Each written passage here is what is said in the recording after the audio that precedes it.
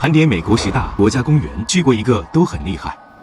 第一个，红山与国王峡谷国家公园位于加利福尼亚，它有着世界上最古老的森林带，漫步在宏伟的美洲巨山领海，像是闯入了暮光森林爱德华的家，穿入森林的深处，红山高耸如云，仿佛误入了巨人的世界。第二，优胜美地国家公园位于加州，其中最大的花岗石峭壁和壮观的瀑布令人震撼。El Capitan 和 Half Dome 是两个最著名的地标。优胜美地还拥有着美丽的河流、湖泊、巨大的红杉树，也非常适合露营。第三个，黄石国家公园位于 Wyoming 州，它拥有数百个间歇泉和热泉，著名的就是 Old Faithful 老钟石间歇泉，每次的喷发都能够吸引着众多的游客来围观，这里也是野生动物的天堂。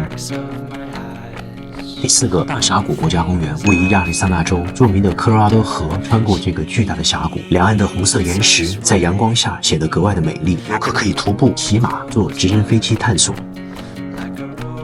第五个，冰川国家公园位于蒙塔纳州，被誉为落基山脉的皇冠，数万年间的冰河消退、切割留下壮阔的景观，跨越了3个山脉，700多个大大小小的湖泊，有绿意盎然，也有白雪皑皑。我是扎根美国本土、从事旅游行业近20年的旅游老炮 Alan Wang。今年的夏天，您想去哪个国家公园呢？评论区告诉我吧。